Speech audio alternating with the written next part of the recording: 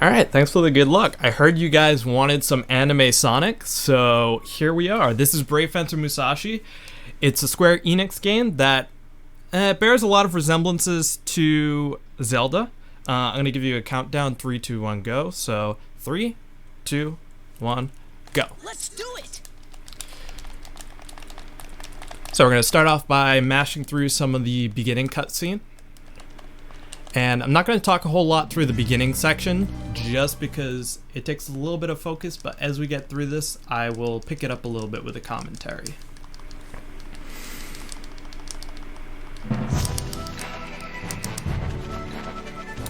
So it's your traditional RPG action-adventure platformer game, a lot like Zelda. Our first mechanic that we're going to introduce is called Assimilation, which is basically we're stealing any monster's ability that we see. So the first one we steal here is Gunshot. We're going to use this through a good portion of the beginning section. For example, right here we need to shoot down this bridge, and this is supposed to be a tutorial to learn how to use it, but because we did it early, we skipped the tutorial entirely and we just keep going. 2, 3. So right now we only have one sword, which is Fusion. That is the sword that allows us to absorb monsters' abilities. And we are currently on our quest to grab our second sword, which is the more important and stronger sword, which is called Lumina. And it's your traditional story of bad guys steal princess, you gotta go capture the princess, gain some magic power along the way, etc, etc. I'll get a little bit more into the story as we go, but honestly, this game has a lot of sequence breaking, so, well, if you don't know the story, it's not going to make a whole lot of sense just watching this run. But there are two kingdoms. There is the All-You-Can-Eat Empire, which is the good guys, and there is the Thirst Quencher Empire. So just by that, you could probably already tell that this game doesn't take itself very seriously.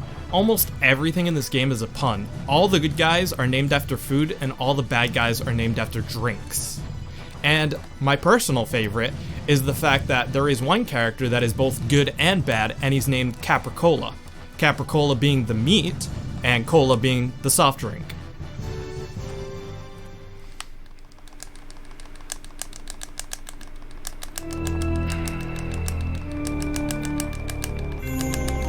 Alright, we're just gonna keep climbing this tower. And you'll probably notice we got some money going on in the corner, and we're actually about to pick up these 2 coins, but those 2 coins don't matter. In the any percent run, it's a very non-marathon friendly run, I'm not gonna lie. So we're doing a lot of marathon friendly strats to make up for it, and one of them is we're actually just gonna get infinite money basically. It takes an extra minute and a half to do, but 1, it's cool to show off, and 2, it means I can buy all the restorative items I need without being stingy about it, so it makes it a lot easier to not die. And dying in this game is a game over. You know, your traditional classic game over where you go to your last save. And this is a speed run, so we basically don't save. We save maybe twice in the game. If you were going for PB, you wouldn't save at all, actually. You would just assume that if you die, the run's over.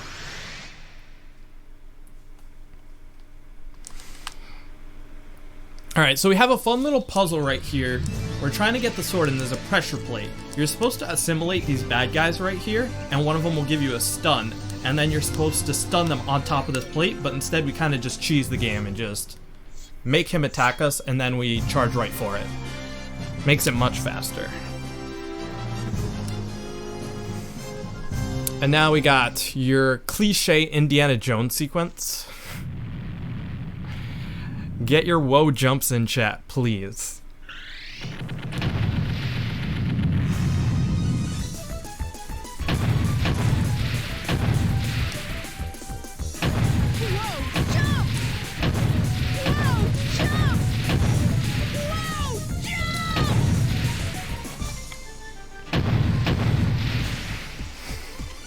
So, the thing about this run, sadly, is this game has such a fantastic story if you've never played it casually. but we don't really get to show much of it because most of the text is just mashed through. But there is the occasional text that can't be mashed through, and let me tell you, the voice acting in this game is fantastic. Musashi is actually played by the voice actor. Hang on one sec. Okay. The voice actor that plays Kyle's mom from South Park, and another character in the game, which I don't think you ever actually get to hear him talk until the very end, is voiced by Steve Bloom, who I know is in a bunch of animes. I don't actually watch anime, so sorry about that. I don't actually know where he's from. Maybe Cowboy Bebop, I think? Is that the right one? Someone help me out here.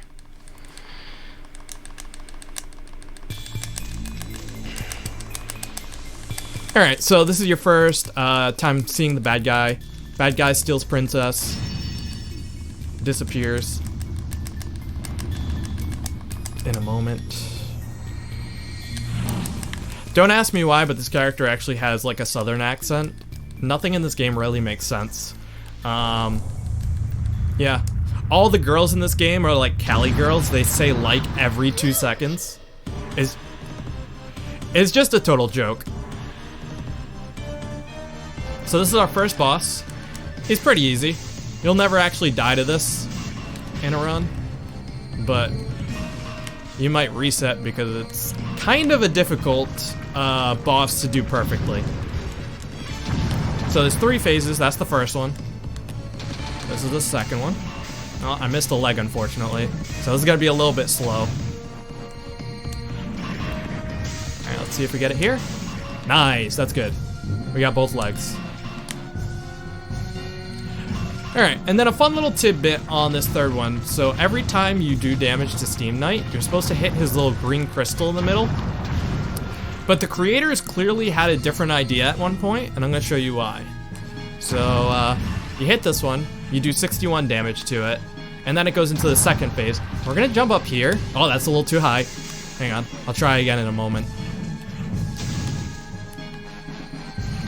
Let's see if we can get it here. I would really like to showcase this part. Okay, here we go. And... oh, didn't do enough damage. Hang on. Let's see if we can get it here. There we go. You can actually destroy his head. It doesn't do anything, but it's kind of funny.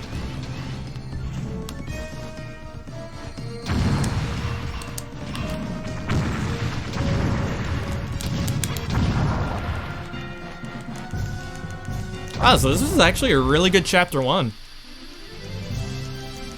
Hey, you forgot something! Yeah, a 747 is very acceptable for Steam Knight. That's what you get when you try to mess with me! Oh, almost forgot. I wonder where that idiot root trip took the princess. Alright, and then we're going to skip the save right here. Alright, so chapter 2, this is the chapter of glitches. You might have played this game as a kid and thought, yeah, this game had no glitches. Yeah, I thought that too. This game has so many glitches, and most of them are right at the beginning, which is great for the speedrun actually, because the beginning of the game's kind of boring. So we skip that cutscene right there just by mashing start. We go to the library. This is supposed to kind of like teach you about, oh, wrong button. Oh, this is supposed to teach you about the lore of the game, but naturally we don't care, so we just leave. And we're going down to the village. The village is kind of like a hub world, so we're gonna do a lot of time here. And time to introduce our next mechanic of the game, which is actually a really cool mechanic. I really love it, and this really adds that RPG element. Is this game is actually on a 24-hour day cycle, and just about every event that happens in the game is on this timer. You'll notice in the bottom right-hand corner, it's 9 o'clock right now. So, and it's Monday. It's also on a 7-day week cycle, which is actually Monday, Tuesday, Wednesday, Thursday, Sky Day, Saturday, Sunday. Don't ask why. It'll come into fruition later. But before we do anything, we're gonna sleep because we need it to be nighttime. Yeah. All right. So we're gonna sleep for 16 hours, I believe. It's been a while since I've done this route, so I gotta make sure I'm doing it right. Yeah, this is right. Okay, now we're gonna save. We're gonna save on this file. All right, and we're actually gonna reset the game. We need to do this to set up for proper RNG. Because, oh, also, I have to change my analog settings so that way I can turn on analog. That is also important. We are gonna steal this kid's lunch money.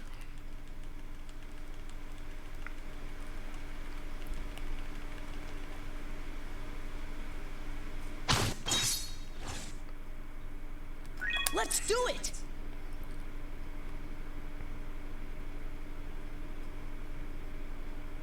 All right, here we go. So this requires pretty proper precision because this is RNG based. And we need to enter at just the right time and mash through the right text at the right time. All right, that felt like pretty proper movement. Let's see if we can get the mashing. I hope that was right. All right, let's find out. All right, we're gambling, and let's just say that we're counting cards.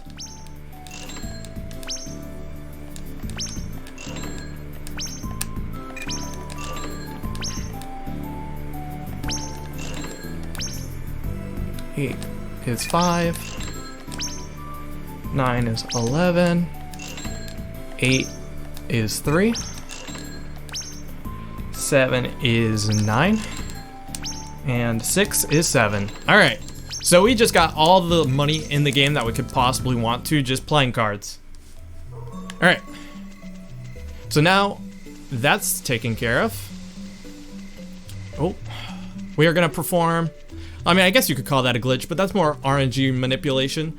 This is our first glitch of the game. And like I said earlier, this game is very not marathon friendly. So, well, whatever happens here happens. We're gonna perform a glitch where if I mess it up, it's gonna cost us about 1:30. It's kind of rough. If you're going for PB, you're gonna reset. And that's kind of what makes this game so unforgiving is some of the reset points. It's a one frame trick, rather. And we're gonna assimilate this plant that gives us what's called hop. And hop is where we basically just bounce up and down on the sword like a pogo stick. And we have to cancel this pogo stick animation on just the right frame. The correct frame is just as the sword is hitting the ground. So what we want to happen here is we want to hear that boing sound, but we also want to land on the ground. We don't want to jump back up just as we cancel it. This will give us what's called a stored jump. And a stored jump is, well, basically I'll go into a little bit more detail in a moment because I want to focus right here to make sure we get it first time. If we don't, there's nothing we can do about it, unfortunately.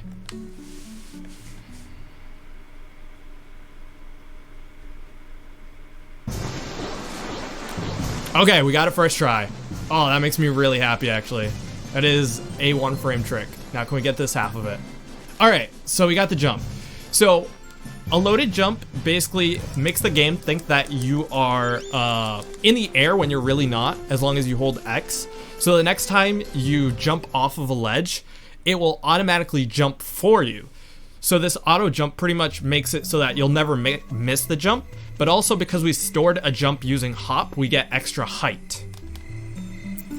So we basically, for those of you that have played this game before, we just skipped saving Leno the dog, we have skipped releasing John, and we skipped going all the way to the top of Twin Peak, doing a rafting minigame, and getting the L brace. All right, so we're gonna sleep here. I'm gonna make it daytime. All right. Whew. All right, so now, whenever you get an item in this game, like treasure, you have to come to the pawn shop to appraise it, because you don't know what it is. So we appraise this bracelet, and it becomes the Legendary Bracelet. This bracelet allows us to climb on walls. And it also triggers this story flag where we see the mayor for the first time, and I kind of realized today what's so funny about the mayor is a very important part of this game, where all he does is kind of order you around and tell you what to do and like lead you to your next mission basically. But in the speedrun, we actually only see him twice, and both times we completely ignore what he tells us to do. Like right now, basically Steamwood, which is the generator for the entire town, is exploding. 2, 3, 4, 5, 6, 7. But we're just basically gonna ignore that fact. We're gonna buy some items because we have all the money in the world. Normally here we'd only buy 4 gels, and that's another fact that makes this run kind of dangerous. Is you only have so many healing items, but we basically just stocked up, and we probably won't ever be in a situation where we'll die. All right.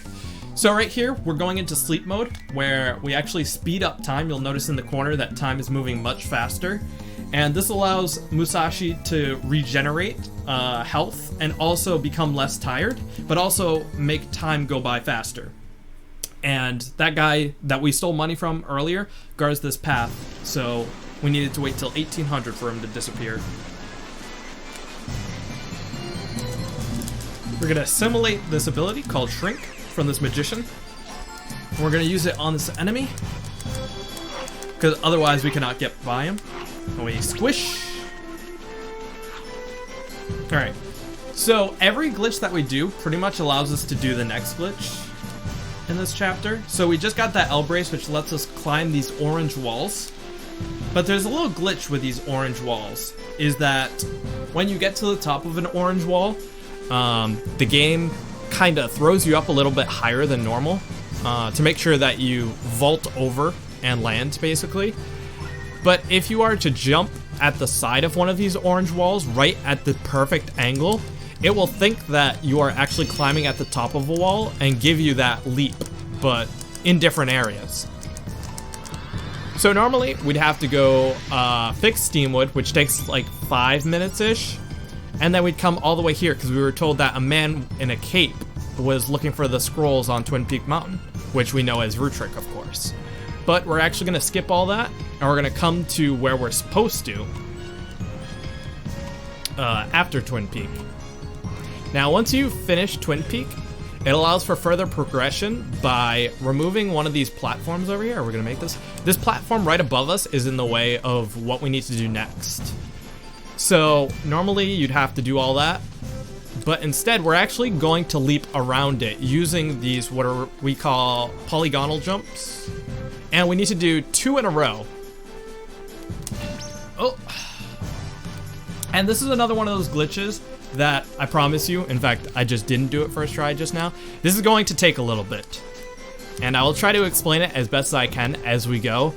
But this is easily the toughest glitch. It was only found about a year ago. It is not consistent at all. And we might have just gotten it, actually.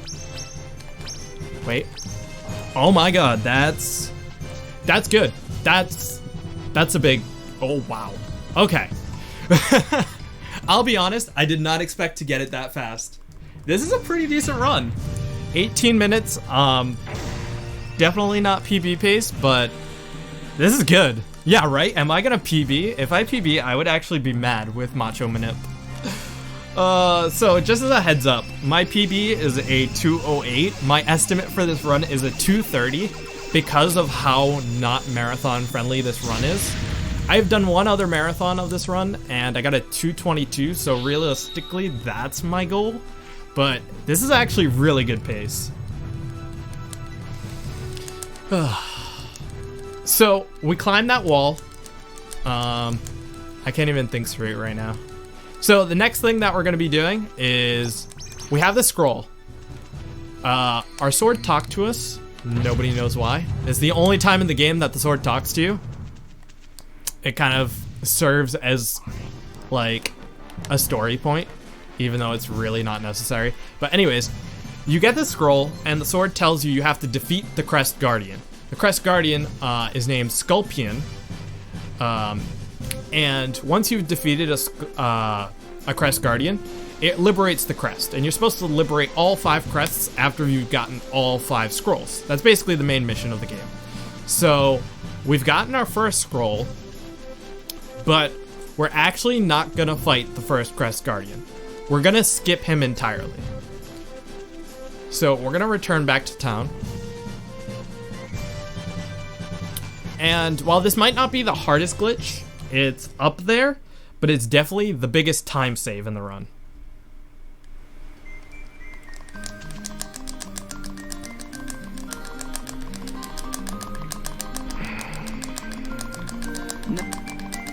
So this is John, by the way. This is Steve Bloom. He's the guy that we were supposed to save earlier, but we never did. He's the one that leads us to L Brace, and he's like, hey, I heard you got a scroll, congrats. And then he just pieces out. And he kind of comes and goes throughout the series, but he's one of the most important characters in this game. Alright, so we're on good time. It is currently midnight. And we're supposed to go to the castle. The butler tells us that we need to save 4 people to get into the spot where the Crest Guardian is. We're gonna skip that. We're gonna come back, and we're gonna use that same glitch that we used earlier for L Brace, that 1 frame trick, but fortunately, this time it's easier. It's actually pause bufferable. Because, oh, that's fine. This should still make us there. So before we had to cancel it by pressing circle, but actually you can cancel animations in this game by changing scrolls in the pause menu. So instead of having to time it perfectly, we could just pause the game at the right time. And if we don't pause it at the right time, it's okay, because then we can unpause it and try again. So I'm not even gonna explain this one. I'm gonna let it speak for itself for a little bit.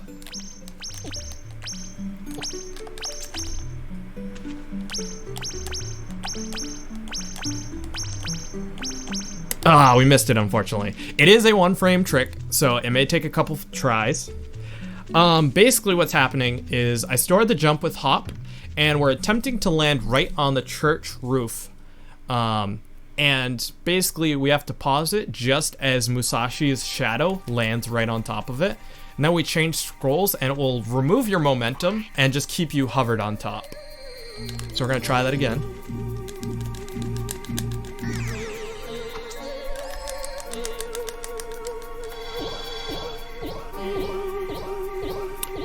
And what this is skipping is in the 3rd chapter, we're currently on chapter 2, there is a part where the priest has been kicked out of the church by the bad guys, and he notices that the bell is missing from the church, and he actually gives us a boost up there.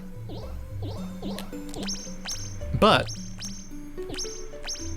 through the use of glitches, there we go. 2nd try, we'll take that. All right, we actually have to sleep up here because Steamwood Skip was so fast that it needs to be 7 o'clock, and I will explain why in a moment. So the priest at 2 in the morning tells you to come up here because he's hearing weird sounds, and you enter the clock tower at 2 a.m. But because we're entering at 7 a.m. instead, we actually completely skip this mini boss fight because it's totally based on your time.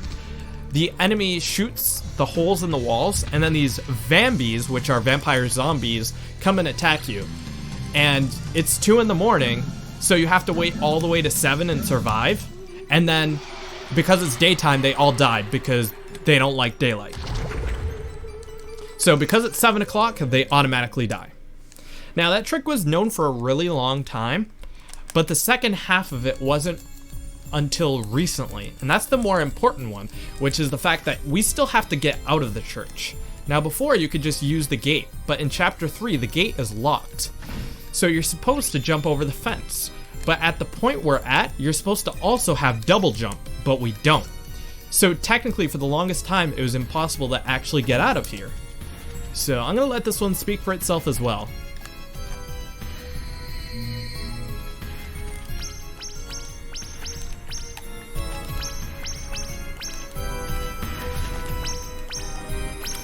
Now this is another one that can take some time.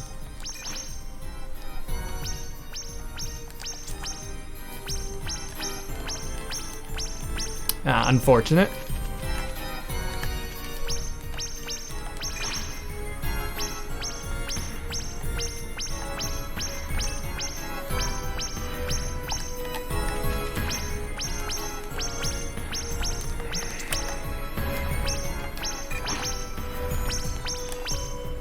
Okay. Nice, we got it. Good. Okay. So that was basically a combination of 3 glitches.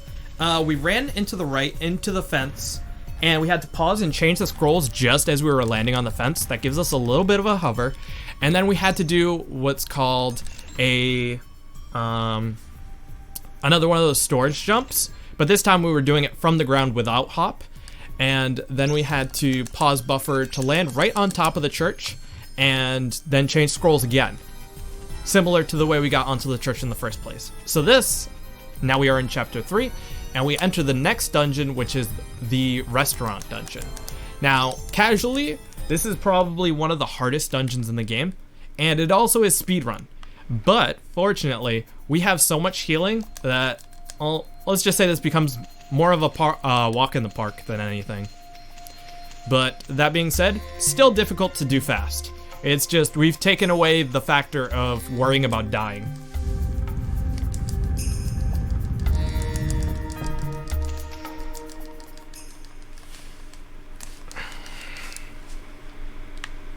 So we start with a bowling dungeon, and we do this specifically because we have to bowl, and bowling requires BP, and if you run out of BP, that's a lot of time waste. So as we're going through this game, Musashi's BP is slowly going lower, so you don't want to save it for the end and then run out of BP. So we definitely want to start with this one. We're gonna see if we can make this cycle, and unfortunately we fell.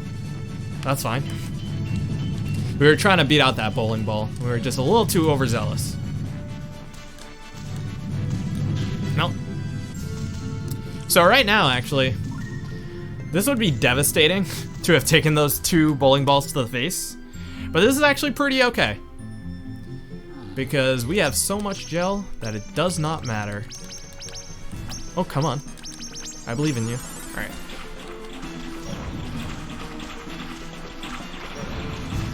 All right, we only took 2 arrows, not bad. Now, like I said, this wouldn't be a game if it didn't have a bowling segment. So, let's go bowling.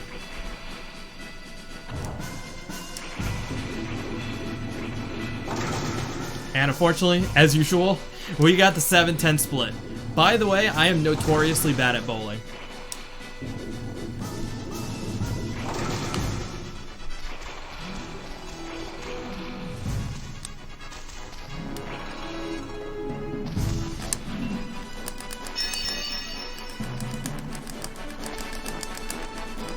Alright, so I haven't really talked about this yet. Throughout your adventure, you'll notice there's a bunch of, well, Chaos Emeralds, just kidding, Binchos, which contain people from the village. They were kidnapped and put in these crystals that can only be destroyed by Lumina, and each one kind of gives you a special thing in relation to them. And we actually only have to save 3 of them in this run, all 3 of the mercenaries. And the reason why is the only way you can progress in the story later on is with those 3 people. So we've saved 2 of them so far. The 3rd one is actually in this dungeon as well. There are times where we may actually save more. And the reasoning for that is it can benefit you to the fact that every person you save restores your BP back to full. So there's a few situations where we may get low on BP and we may save a person just for the sake of refilling.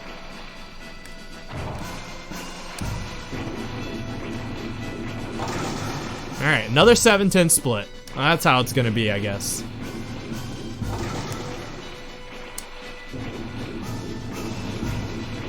Almost. Maybe? Yeah, there we go. Right, and then behind this cracked wall is one last person we save.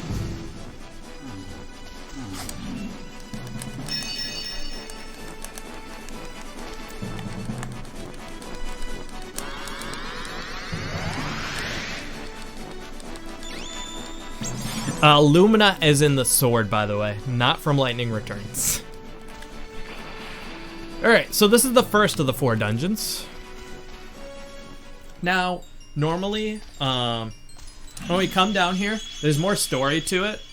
The owner of the restaurant is actually down here. And he's the one who let out all the Vambies.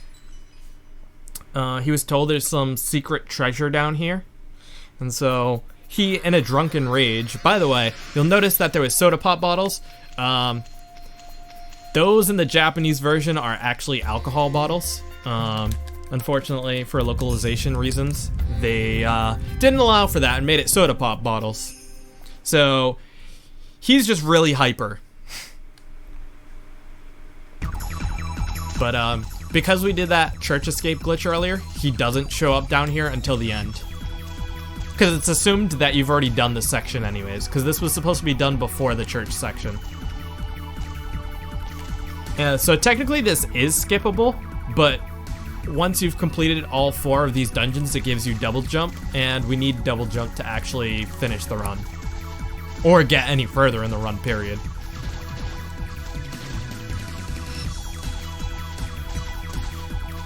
So, welcome to Mario. Cool. By the way, this track is amazing. And that's not to say every other track in this game isn't amazing, because it is. This game has a fantastic soundtrack. I don't think this game would be as speedrunnable as it is if it didn't.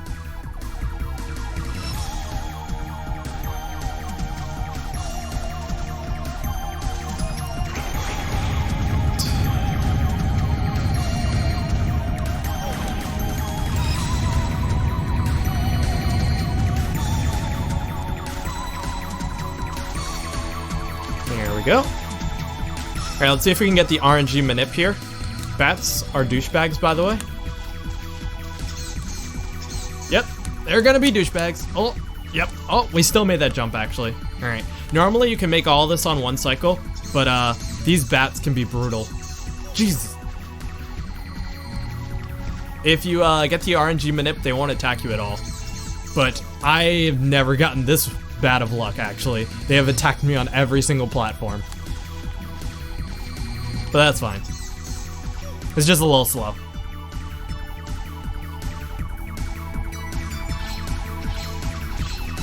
Alright. Welcome to Crash Bandicoot 1. What's the name of that level? I don't know. It's got the little pendulums. Alright, let's see if we can make this jump. This one's kind of tough. Okay, we made it. And then there's one more tough jump in this that you're not supposed to make normally. Let's go. Oh, I want to try that one again. Hang on. There we go. There it is. Nice. That's a tough jump. That is not the intended way.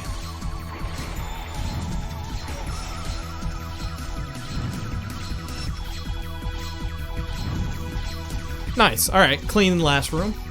And we got through the platforming section. Next, we have what I like to call a ghost dungeon.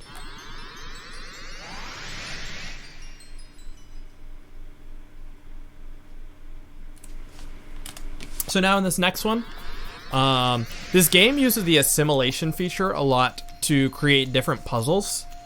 In this one, it has a really cool one where you assimilate ghosts, and it gives you an out-of-body experience where Musashi gets to go to areas that his body is not.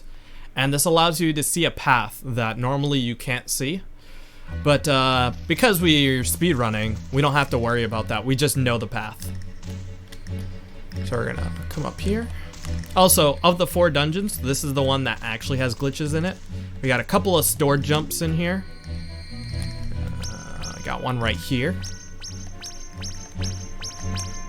Oh, I had it, but here we go. And we make this jump that usually you cannot make. And then this next one actually skips about half the dungeon. This one was considered for a really long time very difficult to do. And very infuriating to do. But I'd like to say my consistency's gone up pretty decently. And I shouldn't have talked because I actually missed it the first try. Alright, let's see if we can get it second try. There we go.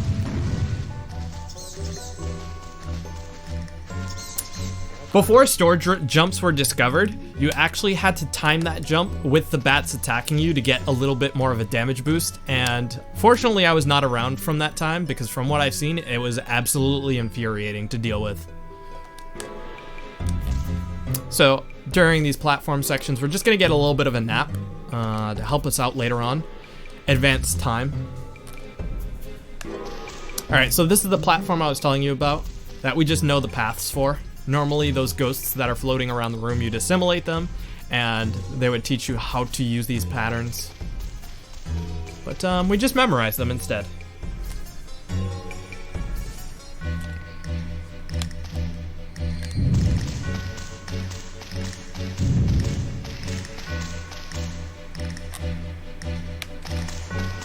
We got another one of those rooms. Nice and easy.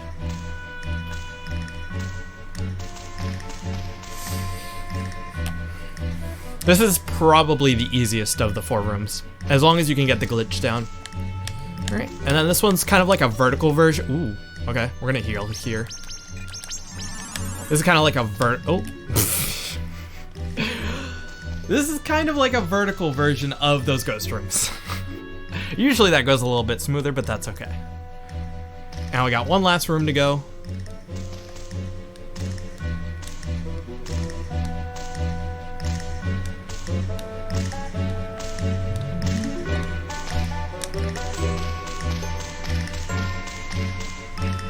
Okay. And now we're gonna go for our last room, which I like to call the dark room. I know this one was also dark, but there's no ghosts in the next one to help us out.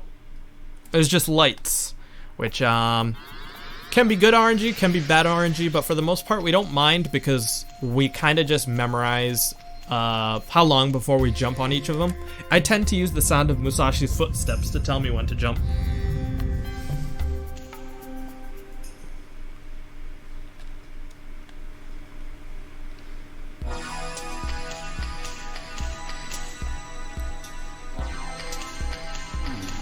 Okay, right here, right here, right here. There we go. Nice.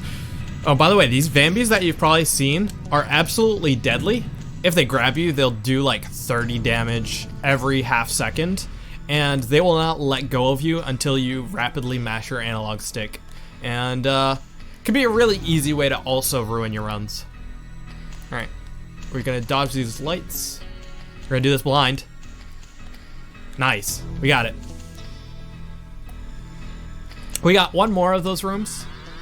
So this is one of the only things I hate about this game, by the way, these 2 portals. In my opinion, this is a poor choice of the creators, but it's kind of a 90s mechanic in general, is there's nothing that tells you which portal to use. If you use the wrong portal, you go back to the beginning. It's basically just a way of them expanding how long this game takes. You just kind of have to know. And it's kind of unfortunate, but we know, so it's okay.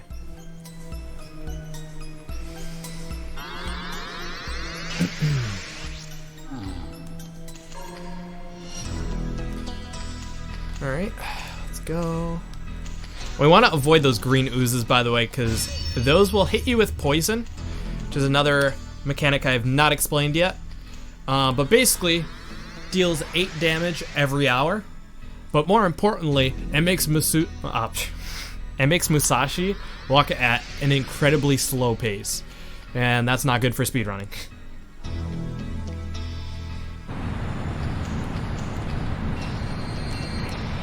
Gonna just block some of these arrows. So you might have noticed just now, I had what was called a mind level up. As Musashi runs through the game, he levels up, and also when he uses his swords, he levels up. Hang on. Alright, nice. Nice, we got it, okay. As he levels up, he either does more damage, or his mind levels up and he takes less damage. And that's actually part of what makes this run so difficult, is as you get to the end of the game is expecting you to have a much higher mind level than you do. And also, you're supposed to be gaining HP by these berries that you can gain in the world. But because it's a speed run, or at least in PBs, we never get those berries. So we play this game and we stick at 150 HP.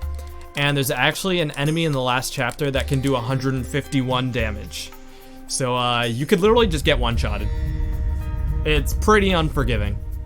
But fortunately, for marathon's sake, we're playing it a little bit safer. So here's the restaurant's owner. He's clearly drunk.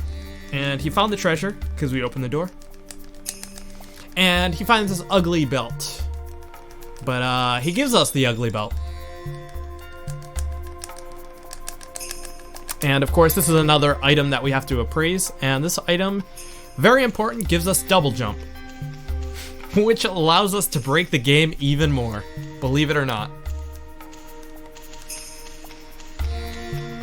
Alright, so we're going to avoid these soda pops. Because if you get too close to them, it'll trigger a little cutscene. So we don't want to do that. Oh! And the bowl of shame. I mashed circle for no reason. Alright. We're gonna sleep for 8 hours because we need the pawn shop to be open.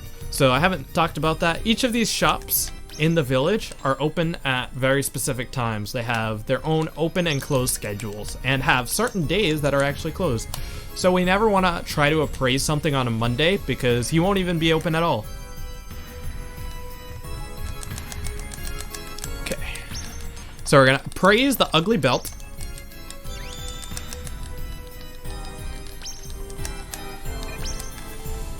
And then we run into a little cutscene with the restaurant owner.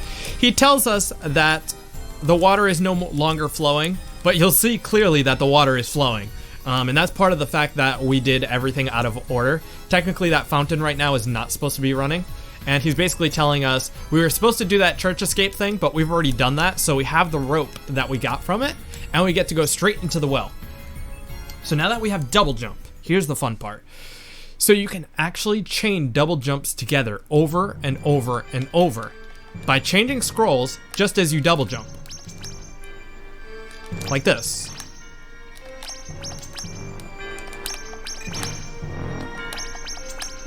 And this allows us to get to this treasure early, which actually has nothing to do with the story, but it's a legendary piece of equipment that charges our R1 button much faster. So that's very useful for the next boss fight. So we get it early. And we come across our second scroll, which is the water scroll.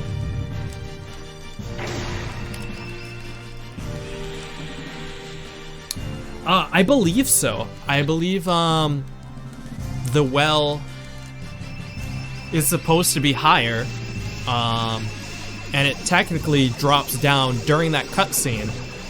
But if you enter the well early, it doesn't seem that way because you were never supposed to get into the well in the first place. So you never actually see that. Yeah, that looks fair, right? Alright, so this is also, you'll notice I just double jumped over what is called the water crest. That is what is activatable after you beat a boss. We're going to be using those later. And we're going to be using those to our advantage quite a bit to do some more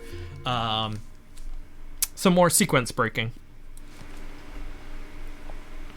You probably noticed there was a random bell down there. You're actually supposed to bring that back to the priest, and he gives you this angel statue, which is supposed to be the key to the boss of this chapter. But we actually just kind of left it down there, and you'll see why in a moment. So we go ahead and appraise that shirt so we can charge R1 faster. And we're going to go back to sleep. Musashi likes to sleep quite a bit, actually. Alright. So it is 2:22. We can sleep one more time for 3 hours. And we are at 1 in the morning. And we're going to go back into the restaurant. One last time.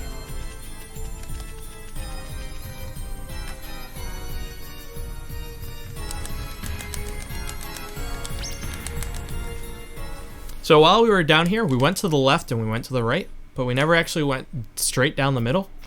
And the reason why is we needed double jump. But now we have it, so we're gonna come down here. And this gap can only be double jumped across, so Normally we need a statue for this door, which is saving the bell, but instead, we just jump over the door. It's actually very easy and something anybody at home can do in like 5 minutes. So here we are in the final dungeon of the chapter. We're gonna just infinite jump over here because it's faster to do that than to use the water scroll, which by the way, it allows us to shoot water bubbles, but also allows us to walk on water. Do some quick platforming. I'm not gonna make that jump any day of the week. Oh, that's fun. One more try, come on. There we go. Oh. Close save. Alright, so we're gonna do a risky strat here. Normally in a run, most people don't do this, but because we have so much healing, I'm not that scared, and I kind of want to show off new things. So we're gonna jump on this torch. We're gonna start infinite jumping. Can I get it first try? We cannot. Alright, we're gonna try that a couple times before we just give up. And we'll do it the normal way.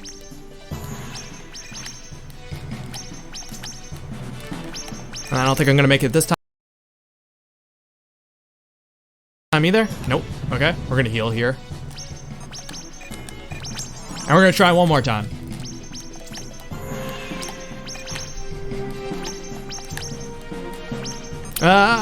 Come on, maybe?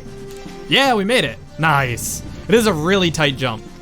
Honestly, it's really risky for what it's worth. It's not worth it at all. It probably saves like 5 seconds if you do it perfectly.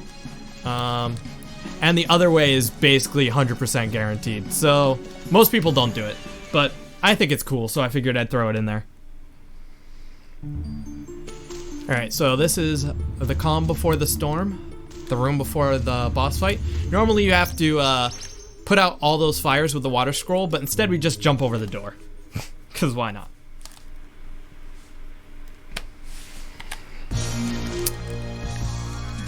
So I know a bunch of you Musashi fans in the chat right now would argue this is probably one of the best boss fights in the game. It's very unique. Oh, I'm gonna play this out, by the way.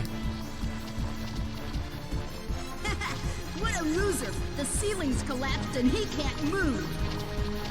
Geek. Musashi hurt the Relic Keeper's feelings and made him cry. Yeah. So you don't actually fight the Relic Keeper itself, but its spirit, which is a fireball. And you shoot water at it. And this isn't a boss fight you'll ever really die on, but it's a boss fight you could actually lose a lot of time to, because it's very hard to do optimally. Alright, that was actually a pretty decent first phase. Unfortunately, we had to change scrolls, so that took a few extra seconds, but...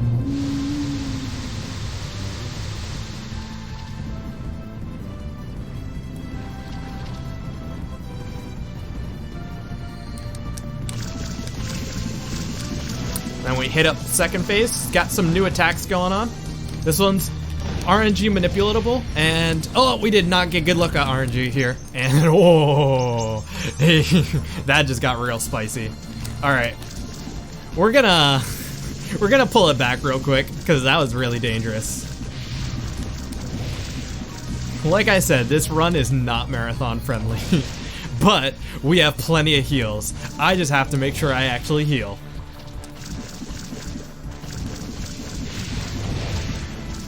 I also enjoyed how that happened just as I said you'll never die at this boss.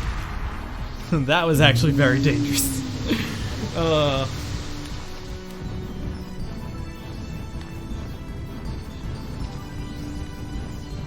Okay, one more phase.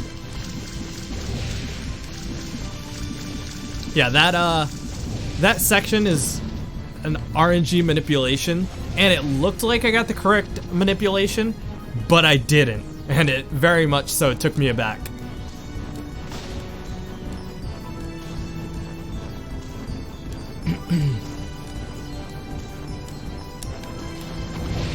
Okay, just a few more phases, and he should fall soon.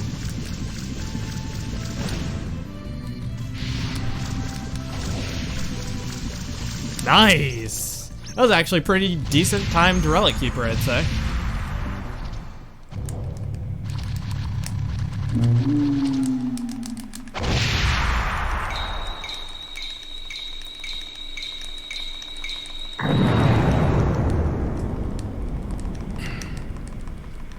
So we take his core, which eventually falls out. There it is. And now with this core, we can activate water crests. Now at this point, we would go to the mayor's house, we would find out that he's sick, and do a bunch of errands for him, because we're gonna be mayor for a week apparently, for no reason. And then, what do we do? It's hard to think about what I'd even do casually. You repair the well, because it was still broken. And by repairing the well, you have to activate that water crest. But we're not going to do that for right now. And that's going to play a huge role later on. So you'd activate the water crest, and then we'd have to fix the gondola. But we don't do that. We actually come over here. And so after doing those two I can't call them side quests because they're mandatory without glitches, but once you finish that, the mayor's wife gives you rock salt, because why not, I guess.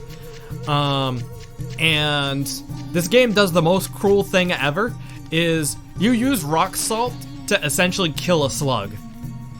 But we're gonna be pacifists here, and we're actually just gonna jump over the slug instead.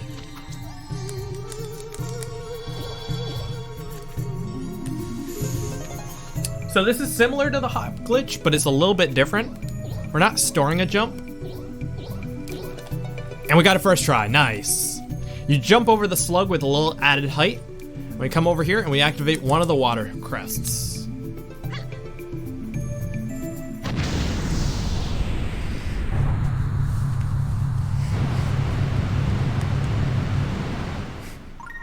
Also, I'd like to point out, before you actually get the rock salt, the bad guys actually set the village on fire and you have to put it out. So I think it's a really positive message that we're doing any % glitchless, because it's important to note that while running for Calithon fire, part of fire is also preventing fire.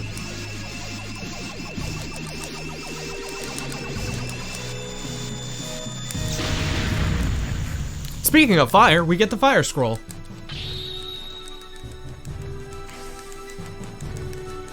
And here's where we meet Musashi's arch rival, which, by the way, there's some history behind this.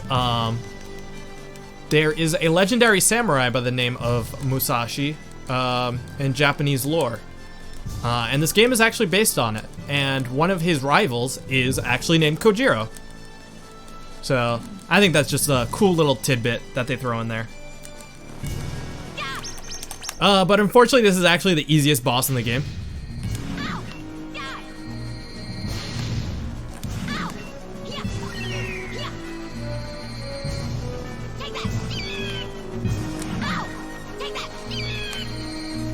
Also, we're gonna see if we get good luck here. Let's see if we get the damage roll we want for good luck. Shoutouts to Strawberry69 here. 62, come on, 67, 68, come on, 68, 67, oh, this has to be a blessed run, come on, 70, really? Oh my god, 100, come on, oh, it's not a blessed run, unfortunate. By the way, Strawberry Banana 69 is one of the most legendary and best speedrunners of this game.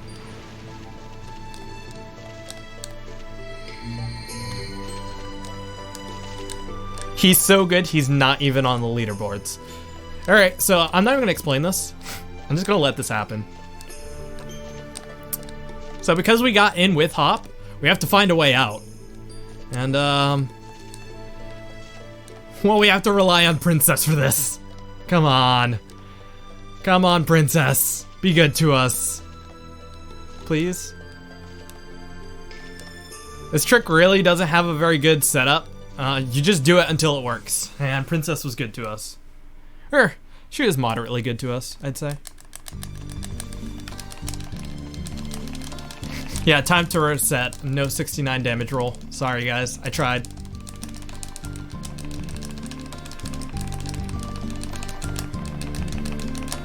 Alright, so we saved the princess. So the game's over, right? Well, spoiler alert, that's not the princess. That's the emote that Faust just put into chat, actually, Topo.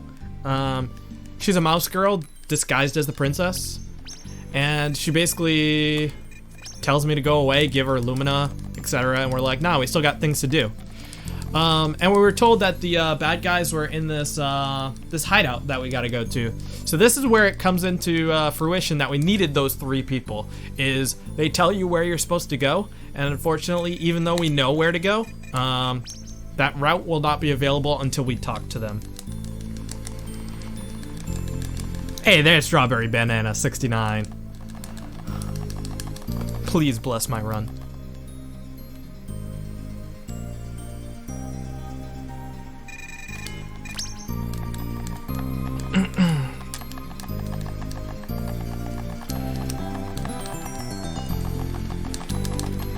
Alright, so this is actually a really cute puzzle. This is the only time in the game that if you were playing without a walkthrough, you'd have to go to the library, because there's like a game called Shogi, which is basically chess under a different name, and you have to like crack the code and it tells you where to go. Alright. Now, we're gonna go back where we were coming from. I know it feels like Chapter 4 just began, like we just killed Relic Keeper, but we're actually already going to the final dungeon. But to be fair, the final dungeon is, or final dungeon of this chapter is a little bit on the long side. That being said, this one has one of the last major glitches that are risky. Has a couple more glitches, but this is one that we can lose time on. That being said, we're gonna hope we get it first try. It's not out of the realm of possibility to get it first try, but it's also possible we could get it like 10th try, not gonna lie. Alright.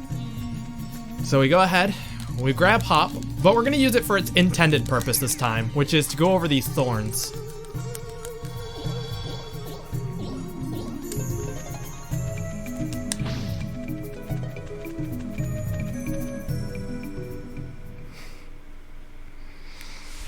Alright. And we hit this area where everything just looks the same. But you have to follow a very specific path. And I'm just going to take a moment for you guys to enjoy the music, because I am going to focus on where I'm going. Because if you mess up, you go all the way back to the beginning.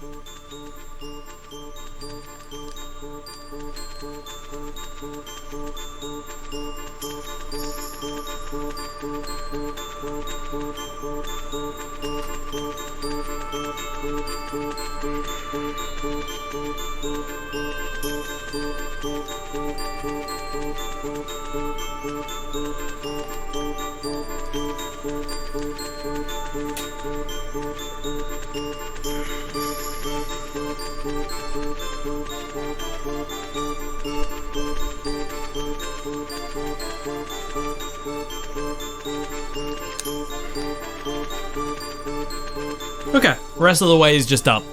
So nice and easy.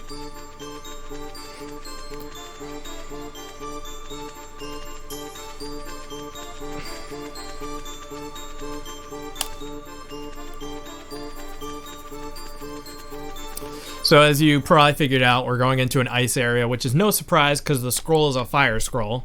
So ice is weak against fire.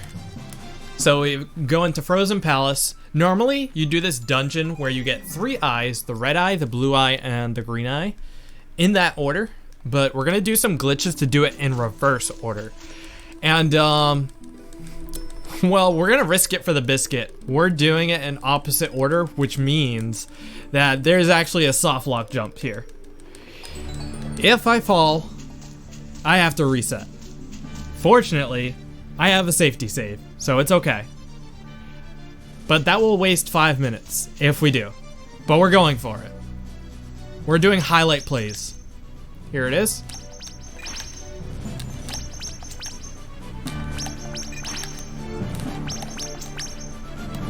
Okay. So, in order to get to this section, you're supposed to have what are called the Legendary Shoes, which allow you to walk on sloped iced surfaces, and if you don't have them, you will slide off. So if you fall in there, you will not be able to get out. But fortunately, we get it first try, and if you don't... Oh, hang on. I gotta jump over this guy. Oh, I tried. Now, there is a reverse soft lock jump, but that one is harder. And while I do it in PB, I am not doing it here because that is just too risky for me.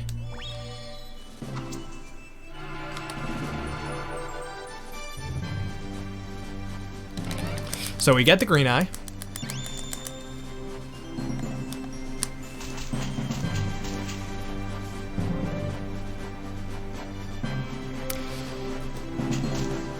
We jump over these mimics. We're gonna grab this guy real quick. We need to assimilate him. Okay. This gives us steal, which will be important later on. Jump over this guy. There he is. Alright, get some health back. Oh. Try that again. There we go. And we take the green eye instead of going back the way we normally went. This is, I would say, about 15 seconds slower, but much less risky.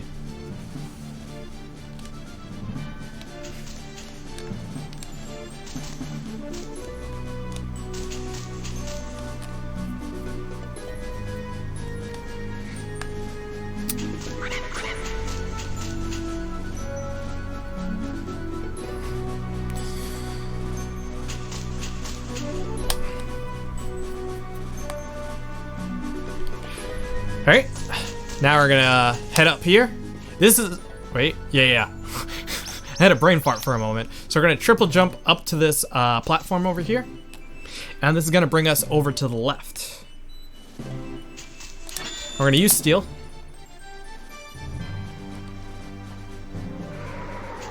And we're gonna cross this bridge. Now these spikes right here is what we need steel for. If you don't have steel, you can't break them. Now we're going to use one more assimilation in this area, which is those Haya wolves that you saw earlier. And they give us what's called D-kick. D-kick can be drop kick, dragon kick, whatever you want to call it. D-kick, it's great. But it's great. It makes you move way faster. But it costs 4 BP, so we have to use it sparingly. We're going to use this counter mechanism to kill off these mimics. These guys can be a pain because they do everything you do, except for Lumina attack, so that makes it pretty easy.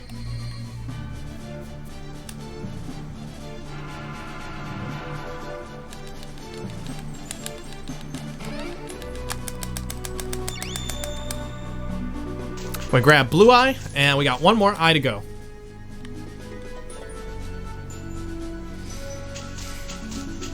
So I'm going to be using D-kick throughout this entire section.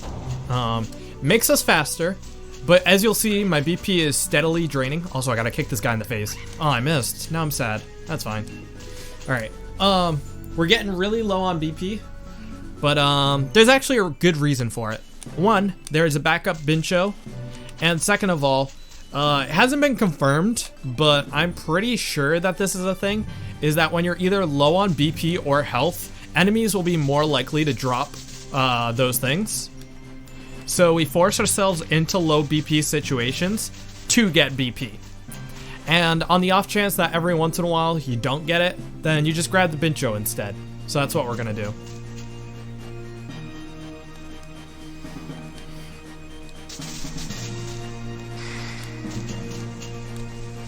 And since we missed that D-kick on that Haya Wolf, I kind of want revenge, so we're just gonna kick this penguin who's just minding his own business.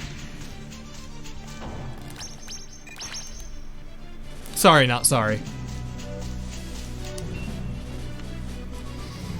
Okay, so this is notoriously my worst room ever. So let's see how it goes. This might actually be a good one. We got good RNG.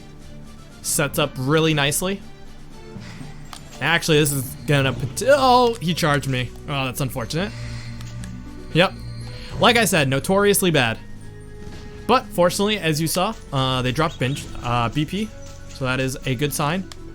Let's see how this goes. Nice, we got both. Nice. Alright, that's pretty good. There we go. Oh. A little too close to the treasure chest. We're gonna have to move here.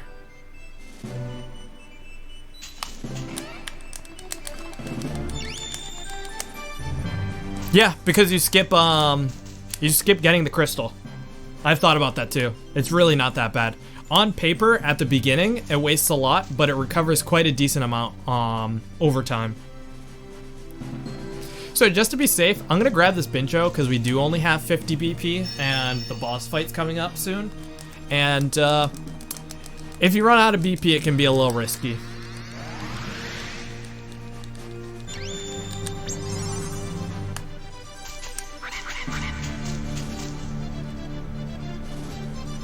Yeah, you can also go right through chapter 1, which is actually why this chapter 1 was so decent, is because I skipped all the bats. Okay. So this is the trick that I told you about that could take 1 try. It could take 10 times. I've been practicing it for most of the morning. Consistency still not the best, but yo, we're here. We're here for some pogs. Let's go. Let's do this. First try. Oh, it's too close. Wait, hang on. The setup is the hardest part. It's a very specific spot on this handrail. Okay. Oh, we were a little too close to the wall. We want to be as close to the wall as possible without actually touching the wall. Basically, you have to get on that rail, preload a jump, and then just double jump at just the correct angle. And if you jump at just the right time and at the right angle, you will actually clear that jump. Now, the reason we have to do this is because we don't have shoes, so we can't actually climb that staircase to get to the end of the dungeon. Oh, that's a good spot.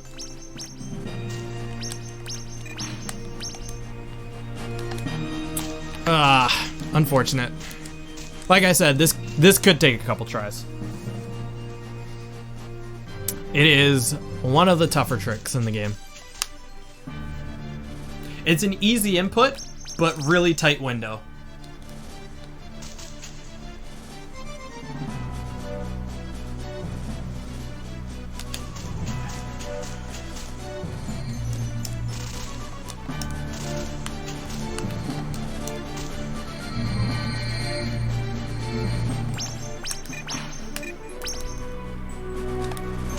Oh, that was so close. You could tell by the way Musashi like stumbled for a moment on the top. We're almost there though. I feel it. And we have a couple of backup strats, but those are also equally as difficult. So we will give this a whole bunch of tries, and if that doesn't work, we'll switch to... It's a bigger window, but harder input, but I think it can still handle it, so we'll see.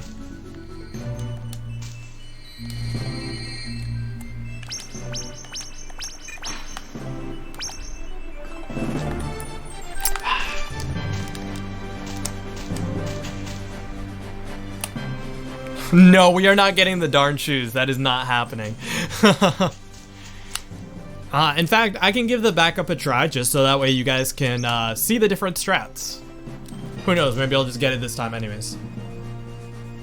So the backup strat is to do an infinite jump. The placement is a little less important as a result.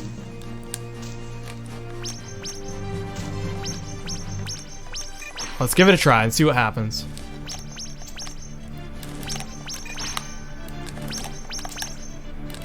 Hey, we actually got it first try. All right. Hooray for backup strats.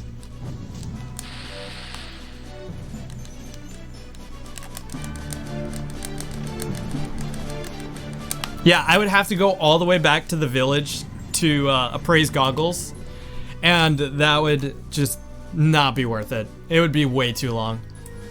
I would rather sit here and attempt 20 times than do that, to be honest.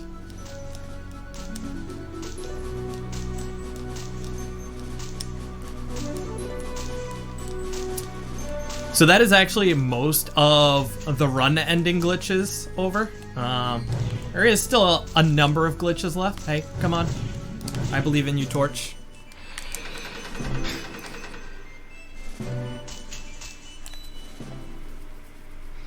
Yeah, in shoeless route, you don't get the goggles because the goggles don't serve any purpose besides actually appraising the shoes.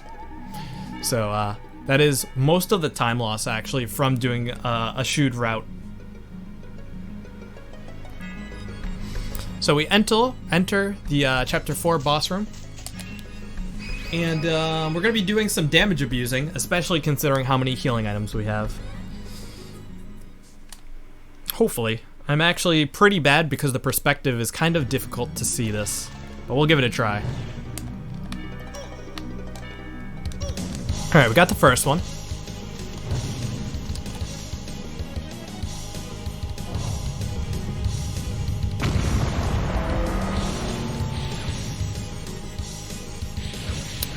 Now here we have Frost Dragon. Casually, people aren't a fan of this boss, I think.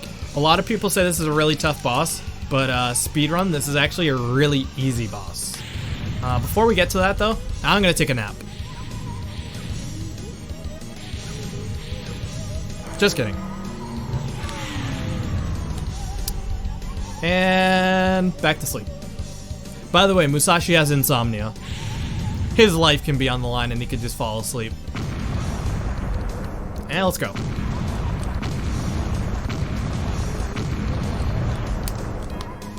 Alright.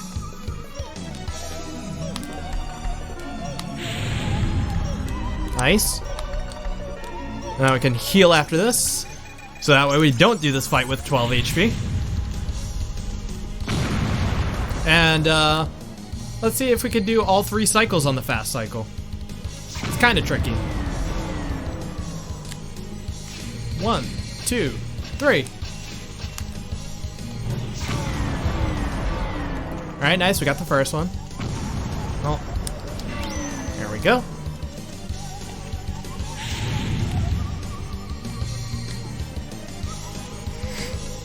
Oh, narcolepsy. Thank you, Chaos. Oh, you're right. Yeah. Insomnia is when you can't sleep. My bad. 1, 2, 3. Alright, we got the first 2 cycles. Pretty good. Alright, the 3rd cycle is the hardest because each phase, he gets a little faster and faster, the amount of time you get to hit him. So you actually have to jump on this one twice. So let's see how this goes. Alright, that felt good. 1, 2.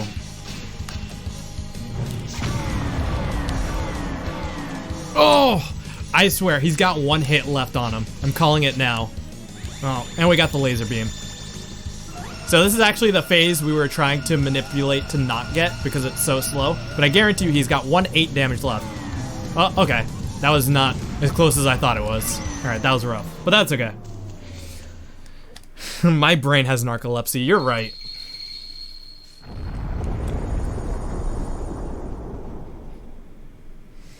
And that gives us the fire core. Okay.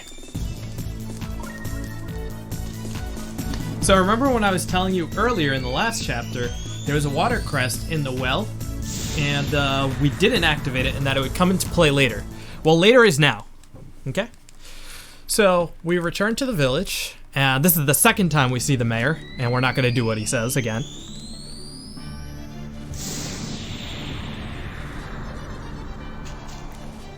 Well, it's the fire core because you use the fire scroll on it. Probably poor choicing of words for me. Alright, so we go back to the village.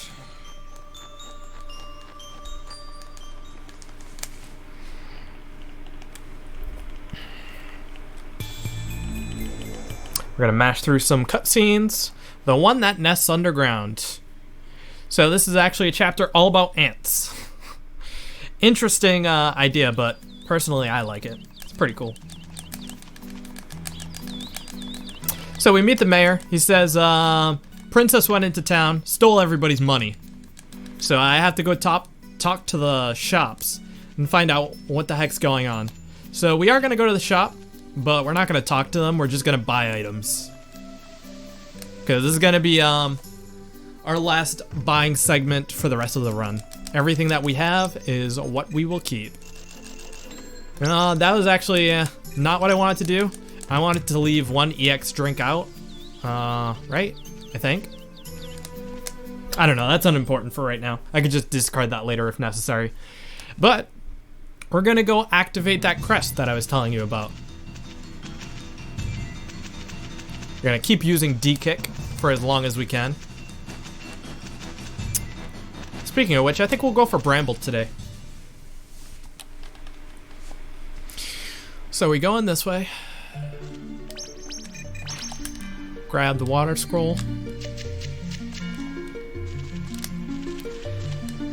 And we use the water scroll on the water crest. So now, because we were supposed to do this in Chapter 4, it actually activates a cutscene from Chapter 4. As a result, we go to Chapter 4.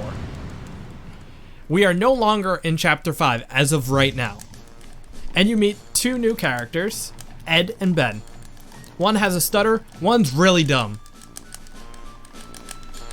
They're quite the characters, not gonna lie. But they are the other duo to the trio of Topo that I had mentioned earlier. The little mouse girl. So they basically just told you, oh, we're mad at you because you stole our bell that we put down here. But that happened so long ago. But anyways, we go into this area, which we were supposed to go to earlier, and realize that there's nothing down here. Except for a fire crest, which we can't activate. You see this pipe right there that we just passed by? That, during Chapter 5, is supposed to be filled with steam. It's actually supposed to block you from going back to this area, but because we are now in Chapter 4, it's not there. But we still beat Frost Dragon, so now the fire crest is activatable, when it shouldn't be in Chapter 4. So by doing this, we're able to get the wind scroll earlier. Pass go or collect 200. We go to the wind scroll early, and as a result, we skip saving Steamwood a second time. That is correct. You never see Steamwood in this run, and just thank you. I hate Steamwood so much. You skip Steamwood, and do you skip anything else? I think that might be it. So we come up here.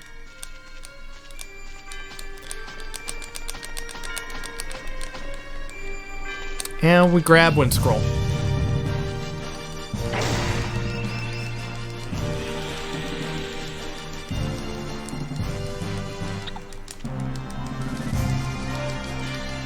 Oh wait, I looked at that and I was like, wait, why was that a gold split? But I remembered, because I didn't go to Connors, that actually saved some time, so that's a false gold. Gonna reverse that real quick.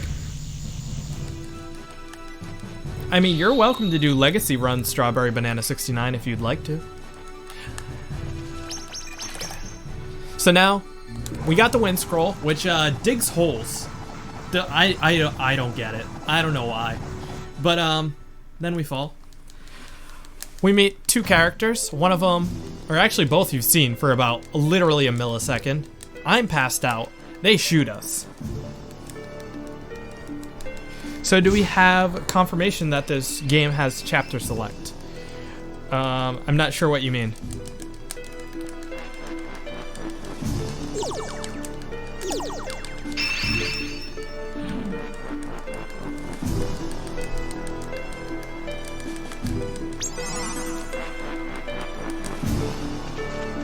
Oh. Oh. Yeah, this game does a lot of out of sequence things. Alright, so we're gonna try a glitch called Bramble Skip, which is just a triple jump, but it's a really tight triple jump. And we didn't get first try, we're gonna give it a bunch of tries. Just to showcase it. I'll give it one more. It does deal a decent amount of damage. Alright, we're not gonna do it. What that does is it allows us to not grab this hopper, which allows us to keep D-Kick for a little bit longer, which is useful for going fast. But it's a very tight jump, so most people don't do it. Myself included even, usually. But I figured I'd at least show it off. Or try to.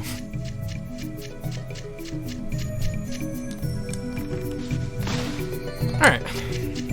So now we're going to return to the town.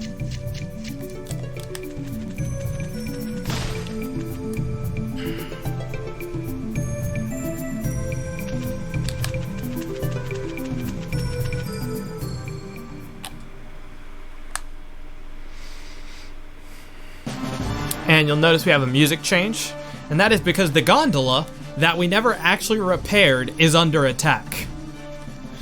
Sequence breaks are weird, man.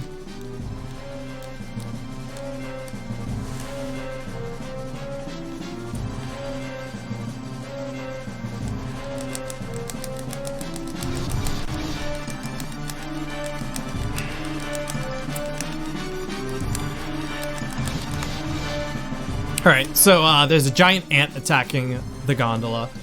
So we decide what better way to destroy an ant that's attacking the gondola than to ride the gondola. But before we do that, we're actually going to sleep a whole bunch. And this is part of the timing, this is the last dungeon before the end game. And the end game requires you to be on the morning of Sky Day. So we're going to sleep a whole bunch until Thursday morning so that just as we finish this last dungeon, it will be just in time.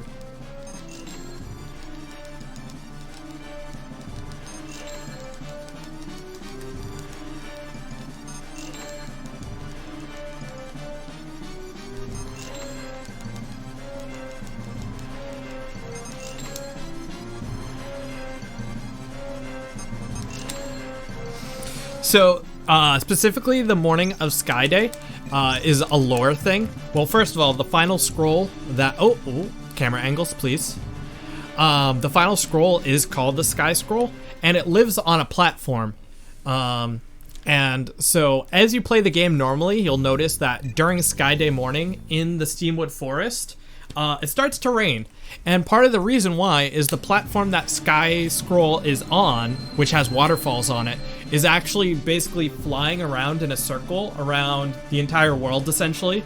And only on Sky Day morning does it happen to be right above the Steamwood Forest.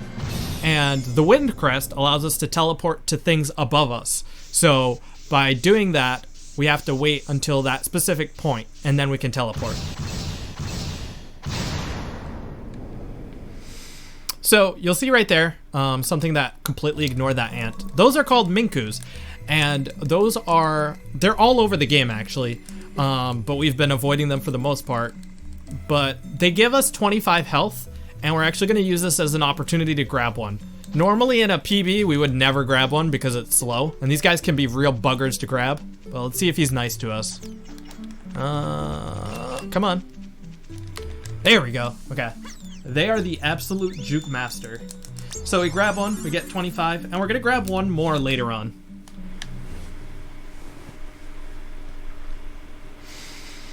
We're gonna change scrolls. This area is all kinds of poison. So we're gonna just blow that smoke away.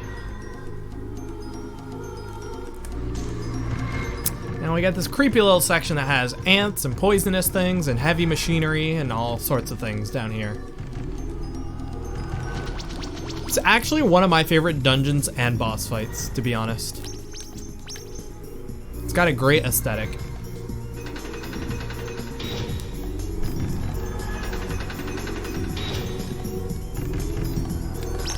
So normally, instead of triple jumping, you'd use the earth scroll to knock down those boulders, but just triple jumping is way faster, so we do that instead.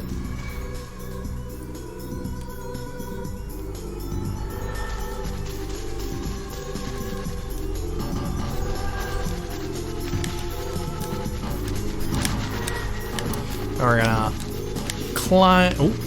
These platforms, by the way, if you've ever played this game, you know these platforms are some of the worst coded platforms in the game. The entire game, if there is a moving platform, and technically those are moving platforms, they are coded terribly and are really difficult to get used to.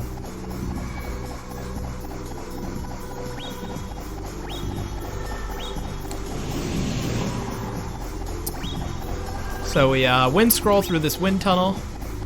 Please give us good RNG here. Oh, actually, based on what time it is, this is perfectly fine. Oh, wrong. Brain fart. We assimilate this guy, not attack him. Alright. Now we can climb this hill. Now we gotta do that one more time. But this jump's actually really difficult, both speedrun and casually. Let's see if we get it first try. There we go. Alright, so you have to assimilate and double jump at the same time. And it can be very, very tricky if you fall, because then you become poisoned, and then you walk really slowly and it becomes even more difficult. We're gonna climb this wall real quick.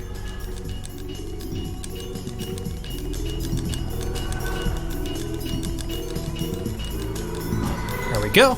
We're gonna activate this power switch, which allows us to do the rest of the dungeon.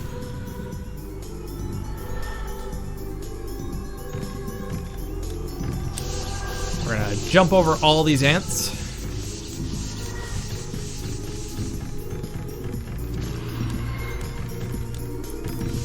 But yeah, to respond to chat, this run is very much going to be underestimate, not to jinx myself, but at the rate we are, which is a great thing, because I know you guys were a little bit behind, so we'll catch up a little bit.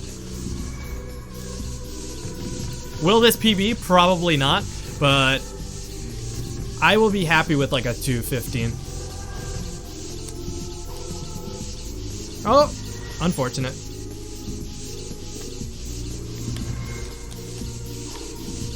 There we go. We're gonna change to the wind scroll because we've got to do more digging.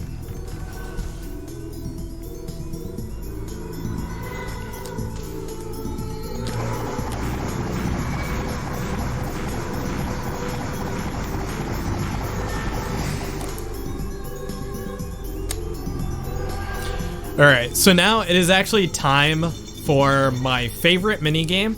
I'm actually going to go silent for this section. If you guys have any donations, this would actually be the perfect time for it, because this is an auto-scroller. That being said, the music in this section is amazing, so I also want you guys to hear that. So we come down here, and you get this powered minecart, and we'll let it rip.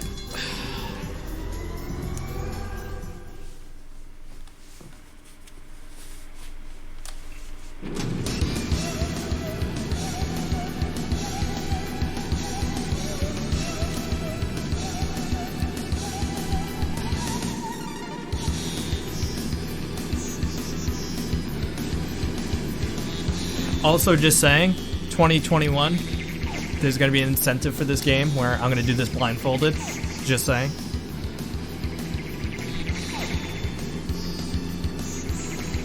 JK, I'll probably never be able to do that.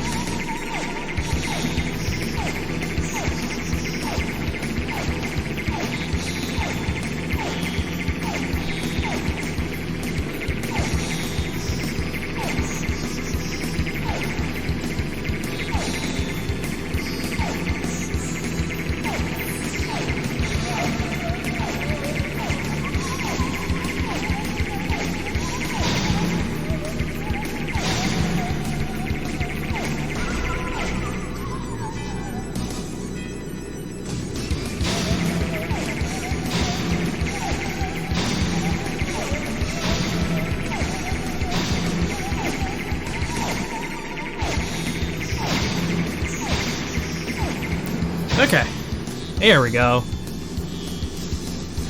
I just like to focus through that section as you do have 4 hits, but yeah, it can be a little bit tough if you're not paying attention.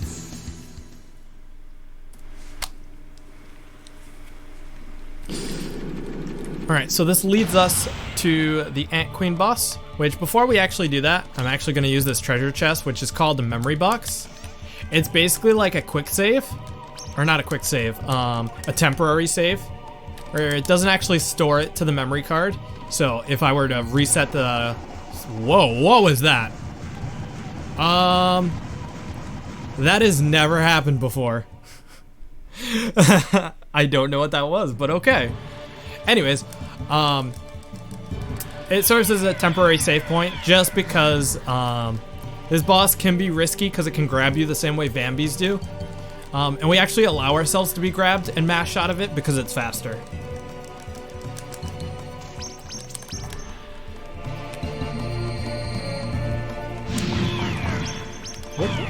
Also, an important note. I don't know if you guys caught it, but earlier, right before the,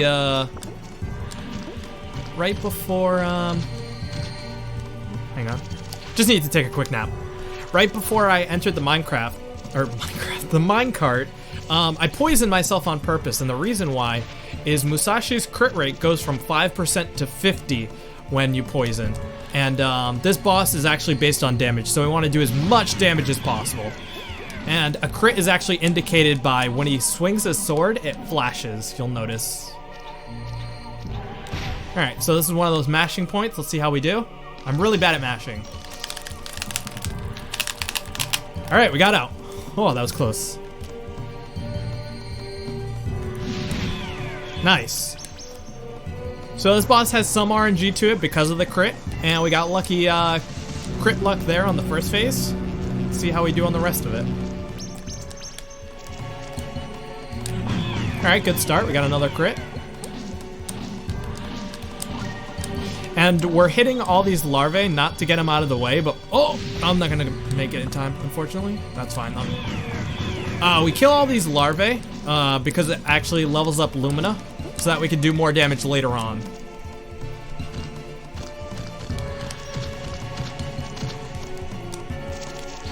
Oh. Come on. There we go. So yeah, there's actually a safe spot between these two bumps. You saw me sleep earlier. I'm not going to sleep again because we want it to be late enough where the Minkus still spawn, because we do want to grab that one. But normally we would sleep till about like 2 in the morning. Alright, let's see if we can mash out of the second one. Nice, that was a good one. That's really good luck. That is really good luck, actually. Both of those were quick phases. We got one left. Ah. Off to a rough start, though.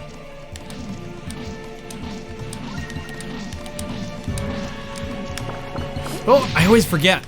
On the second and third phase, he does a second early claw. I always forget about that. That only loses about 5 seconds, though.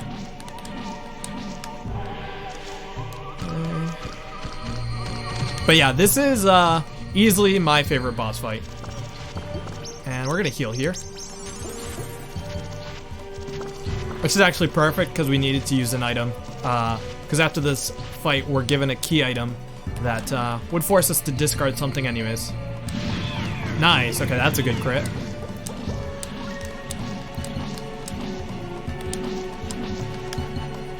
Alright. And hopefully we're gonna get grabbed just one more time. Come on. There we go. All 3, nice.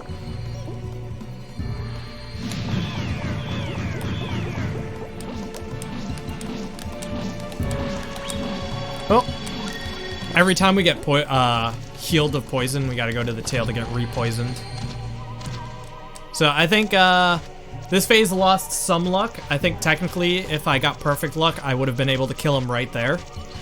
But we still got a couple crits, so it's not gonna be super bad luck, I don't think. Yep, there we go. There it is. It was just one cycle off from a perfect run for this fight. Oof, I almost missed that. I didn't just get quick core clipped by accident, did I? There is a glitch with that core at the end of it. I don't think I got it. No, I didn't. Okay. I do not know how to do that one properly, so I don't attempt it. All right, and that is the 5th Crest Guardian, or no, 4th for Wind.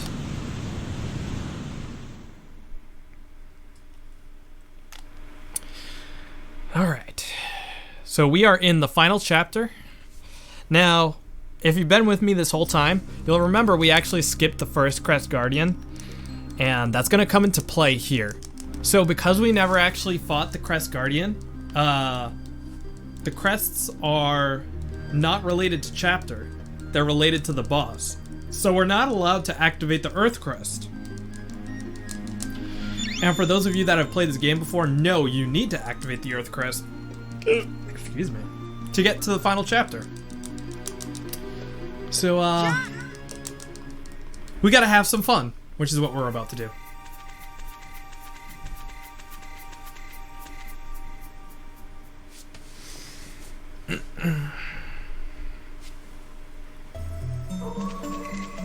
So like I said, it needs to be Sky Day, and it is 1:45 in the morning, and we need to go to Steamwood.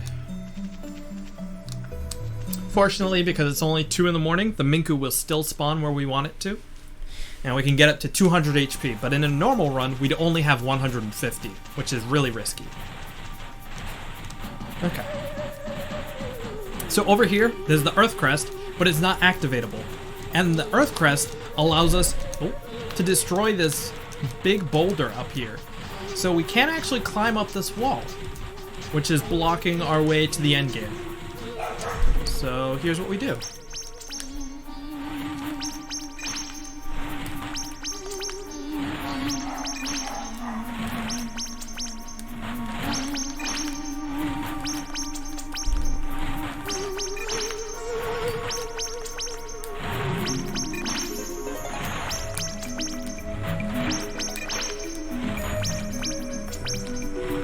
Oh no! Alright, I messed up a little bit.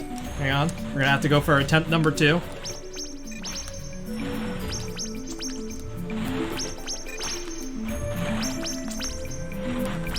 I was a little too close to the rock and got stuck underneath.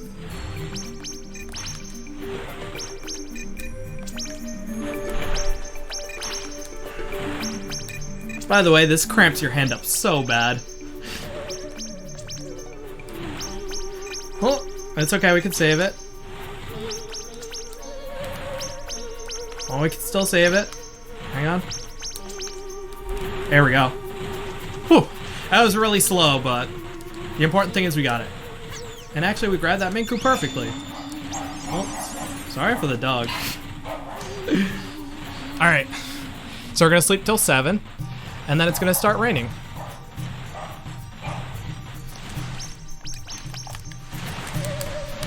And here we go, chapter 6.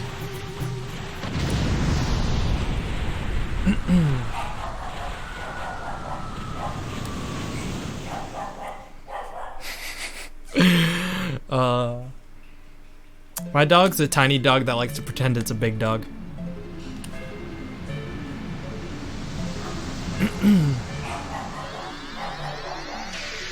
Now we got a little bit more platforming to go.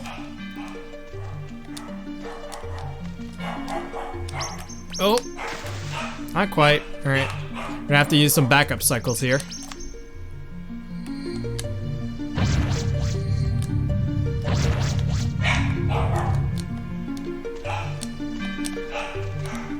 Oh, we're not gonna make that. This is fine. Everything's fine. Just a little bit on the slow side. And then let's see where this actually brings me. Perfect. That's what I was hoping for. It will always bring you back to the original one. Alright.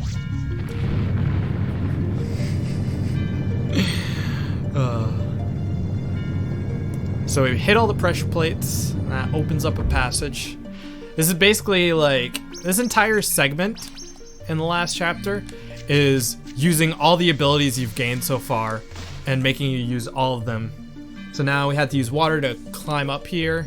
Now we're gonna use fire to activate all these scrolls. Or torches, rather. By the way, because these are moving platforms, they're very wonky. So, this is not as easy as it looks for that part. Anyone that's played this section casually knows exactly what I'm talking about. And here we are for the Sky Scroll.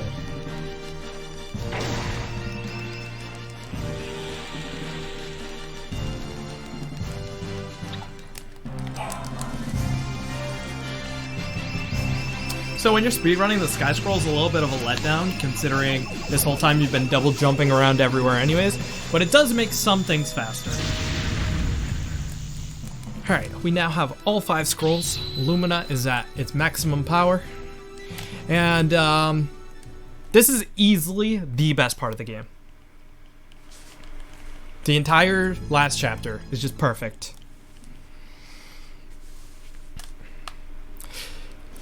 Before we do anything, we're going to use this memory box just to play on the side of caution.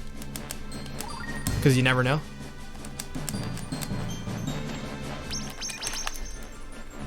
We're going to use the Sky Scroll for this dungeon specifically made for it right after you got it. How neat is that? Oh, am I going to make it? I might be able to save it. Oh, nope. Let's try that again. Oh, wrong scroll. So I'm actually, this seems like a safety move, but this is actually faster. Oh, now it's not. Whatever. Because my scroll was still active, I was gonna have to wait for it to deplete and then recharge it. But by opening the chest, you actually cause it to deplete automatically. But the fact that I was had too many things caused it to take a little bit longer than anticipated. Okay.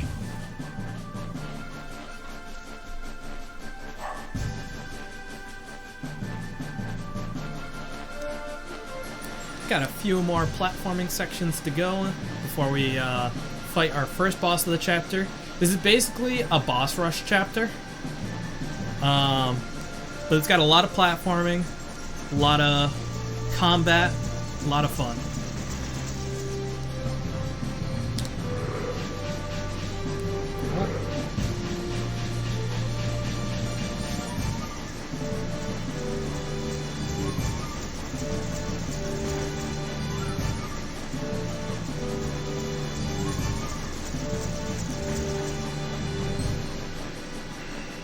Okay, close.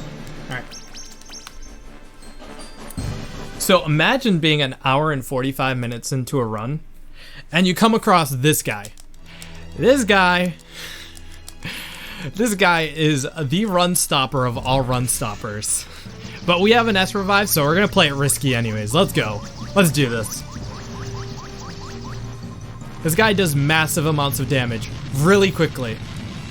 So without absolutely perfect input, can be pretty rough. Okay, don't get hit by this one. That will kill you. Alright. We're in line for a 2 cycle. You can't really 1 cycle it anyways, so this is going just the way we want. But yes, the bosses at this point do between 70 to about 140 in damage. And that's Ben. Whew. Many runs have died to this guy.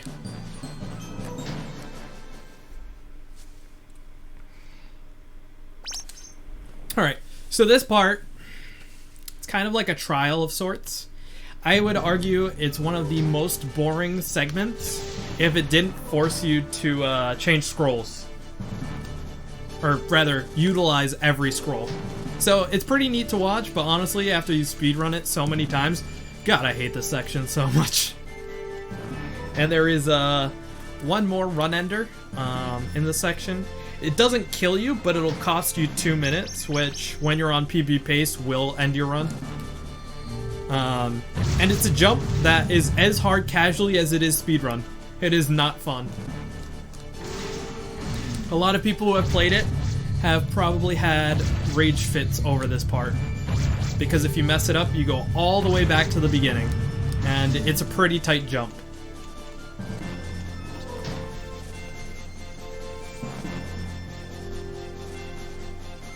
It's doable to one cycle, Ben, but you have to get incredibly lucky with crits.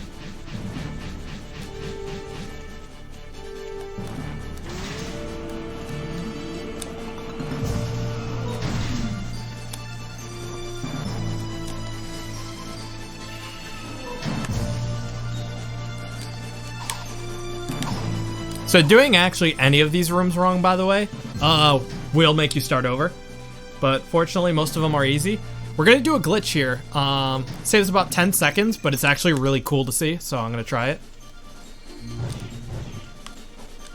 Nice. Here we go. And we got it. That one could be a little bit tough.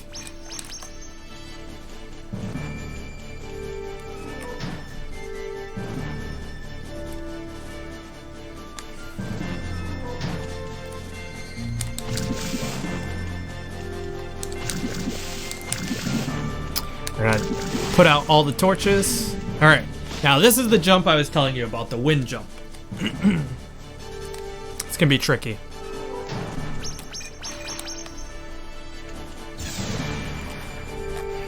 Anyone that's played this casually knows exactly what I mean here. Let's get it the first time. We got it the first time, okay. Oh, that is a really tight jump. It's very easy to fall down and then have to start all over.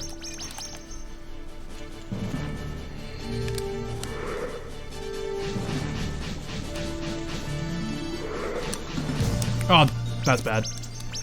Can I make this? Nope. Slight mistake. Oh, that's okay. Just wastes a few seconds. Alright. Now for second part of the boss rush is the guy I was telling you about earlier that stutters and he's really short. Well, you can't really underestimate him because he's kind of a Super Saiyan. But he's not a very long Super Saiyan. So as threatening as that may look, his hitbox doesn't actually extend far enough and you can actually just stand in the corner.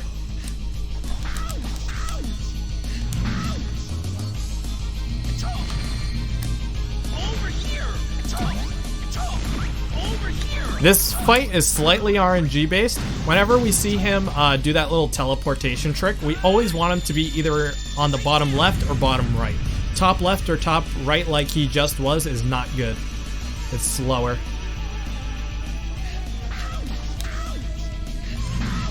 And we, ooh, nice crit though. We haven't really found a proper RNG manip to guarantee it yet. But this spot that I was just in seems to get it most of the time, so I do it.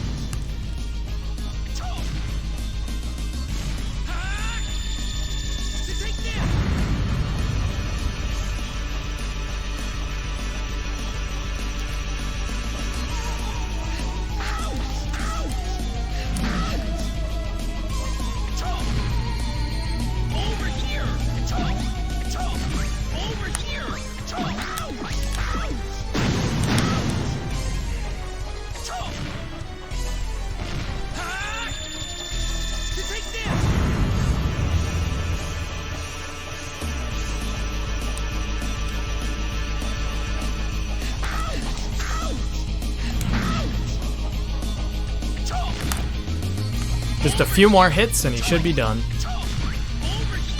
Nice. Will this kill him? Nope, one more.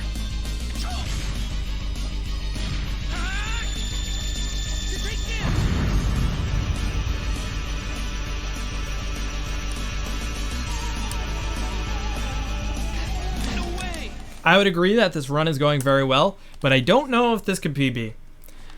But the fact that I'm even close to thinking about it is actually pretty insane. This run is not something that you should PB in a marathon. Okay, I'm actually gonna save here. This is a very dangerous section.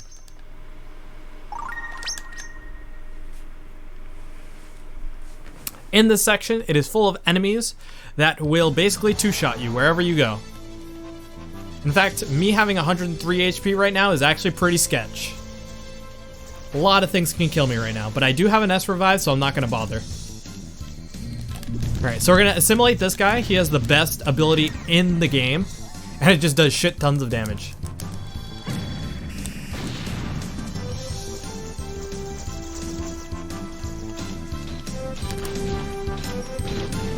Also, this is easily the best track in the game. Okay, and now we feel a little bit safer. We got 153 HP. We got a fun little maze to go through.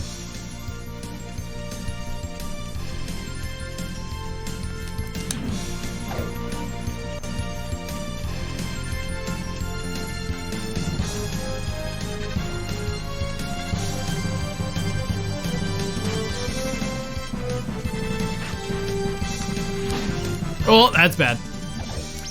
Oof. Oh. So I think I actually would have been better off not swinging at that guy there, because by swinging at him, I actually altered his hitbox and prevented myself from getting around him. But what can you do? We're fine.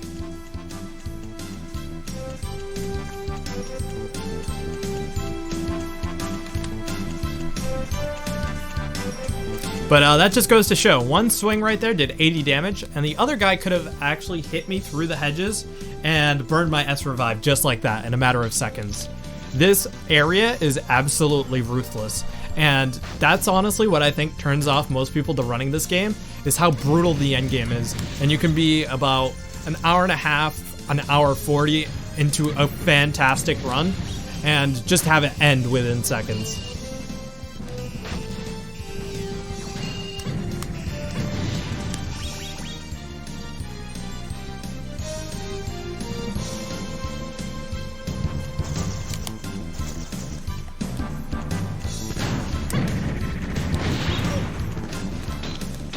Okay, we have 161, that's okay. Nothing does that much damage in one hit. That does a lot of damage, and that's gonna hit me a second time right now. Nope, okay, we're fine. Whew. Oh, yep, that's exactly what I'm talking about. 122 right off the bat as well. It is brutal. There is a reason why they expect you to do this part with like at least 400 health.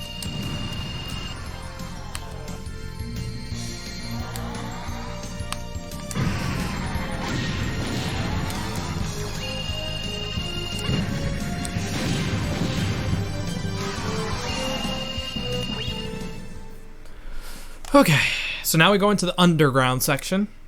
This is also just as deadly as the above ground section. Oh, wrong scroll.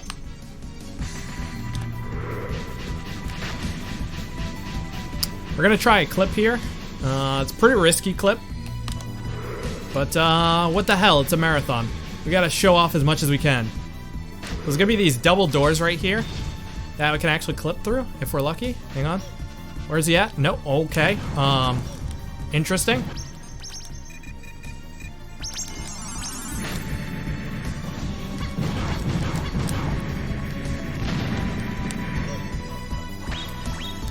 So, that clip was supposed to go better. That big walker is supposed to walk towards you and actually push you through the wall, but he just never showed up. So, here we are.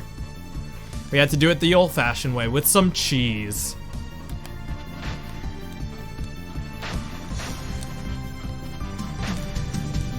Uh-oh. So that walker over here can do it as well. This one's a little bit riskier. We're gonna try for it though. Please? Oh, we did not get it, unfortunately. But at least we did not die as a result. That is important too. Oh wait, hang on. Oh. We are going to cheese here actually. That's perfect timing. Okay, we're fine. Gonna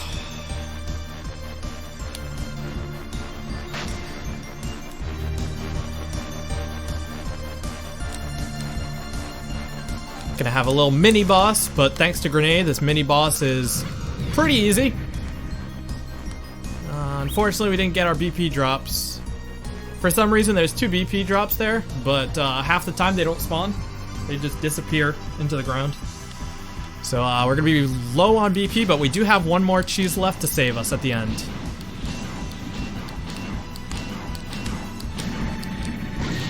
Or we could just get BP right there, perfect. Usually it's difficult to grab those BPs, but we got both.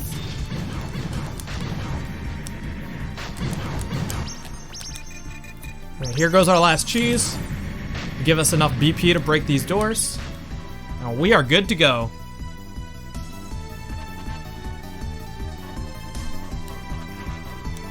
And time for the final boss of the trio. But what game would be a game without a little DDR?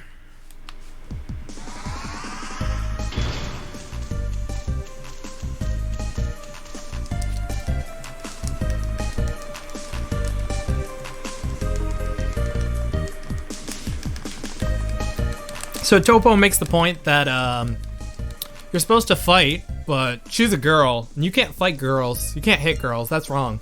So you fight her with dance.